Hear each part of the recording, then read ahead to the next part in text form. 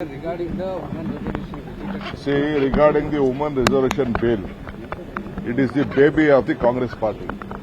Congress party initiated it, we supported. Now this was not the time. They should have discussed with the opposition party. This is democracy. This is not a Hitler rule. They can't bring it at the time of the mid of the election and just change to alter the entire constituencies.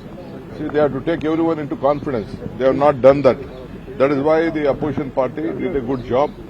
So it is a victory of the India Alliance. I congratulate all the parliament members of the India group who opposed it, and let them discuss it. ನಿನ್ನೆ ಪ್ರಧಾನಿ ಮೋದಿ ಅವರು ಅದನ್ನ ಹೇಳ್ತಾ ಇದ್ರು, ಕಾಂಗ್ರೆಸ್ ಮೇಲೇನೆ ಟೀಕೆ ಮಾಡ್ತಾ ಇದ್ರು. ನೋಡ್ರಿ, ಕಾಂಗ್ರೆಸ್ ಅವ್ರ ಮೇಲೆ ಮಹಿಳಾ ವಿರೋಧಿ ಅವರು ಇದನ್ನ ಬಿಲ್ ಸೋಲ್ತದೆ ಅಂತ ಗೊತ್ತಿದ್ರು ಕೂಡ ತಂದಿದ್ರು. ಯಾರತ್ರ ನಾವು ಪ್ರಜಾಪ್ರಭುತ್ವದಲ್ಲಿ ನಾವೆಲ್ಲ ಪ್ರತಿನಿಧಿಗಳಲ್ವಾ, ನಮ್ಮ ಪಾರ್ಟಿಯವರಲ್ಲ, ಅವರು ಗೆದ್ದಿಲ್ವ, 240 ಜನ ಗೆದ್ದಿಲ್ವ, ಅವರು ಕರೆದು ಮಾತಾಡಬೇಕಾಯ್ತು. ಯಾಕೆ ಮಾತಾಡಿಲ್ಲ, ಏನ್ ಮಾಡ್ತಾ ಇದೀವಿ, ಏನು ಅಂತ ಹೇಳಬೇಕಾಯ್ತು. ಇದೆಲ್ಲ ಚರ್ಚೆ ಮಾಡಿ, ಇದು ಅವರೊಬ್ಬರ ಆಸ್ತಿ ಅಲ್ಲ, ಮಹಿಳಾ ದೇಶದ ಆಸ್ತಿ. ನಾವು ಸೋನಿಯಾ ಗಾಂಧಿ ಅವರು ಇದನ್ನ ರಾಜ್ಯಸಭೆಯಲ್ಲಿ ಪಾಸ್ ಮಾಡಿದ್ದು. ನಮ್ಮ ರಾಜೀವ್ ಗಾಂಧಿ ಅವರು 50% ಕೊಟ್ಟಿದ್ರು ಲೋಕಲ್ ಬಾಡೀಸ್ ಅಲ್ಲಿ. ಇವತ್ತು ಕೂಡ ನಾವು ಒಪ್ಕೊಳ್ತೀವಿ. ಬಟ್ ನಮ್ನೇನು ಕರೆದು ಮಾಡದೆ ಕ್ಷೇತ್ರಗಳೆಲ್ಲ ಕಟ್ ಮಾಡಿ ಬರೀ ಉತ್ತರ ಭಾರತ ಜಾಸ್ತಿ ಮಾಡಿಕೊಂಡು ದಕ್ಷಿಣ ಭಾರತ ಕಡಿಮೆ ಮಾಡಕ್ ಕೊಟ್ಟಿದ್ರಲ್ಲ, ಇದನ್ನ ಯಾರು ಕೂಡ ಸಹಿಸಲಿಕ್ಕೆ ಸಾಧ್ಯ ಇಲ್ಲ.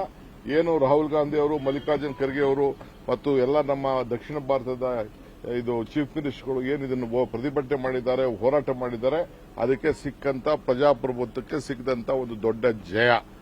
ಏನು ಅವಮಾನ ನಮ್ಗಲ್ಲ ಆಗಿರೋದು, ಅವಮಾನ ಆಗಿರೋದು ನಾವೇ ಹೆಣ್ಣುಮಕ್ಕಳ ಪರವಾಗಿ ನಿಂತಿರೋರು ಕಾಂಗ್ರೆಸ್ ಪಾರ್ಟಿ ಮತ್ತು ಇಂಡಿಯಾ ಗ್ರೂಪ್. ನ್ಯೂಸ್ ಫಸ್ಟ್ ನಿರ್ಭೀತಿಯಿಂದ ನಿಮ್ಮ ಪರವಾಗಿ.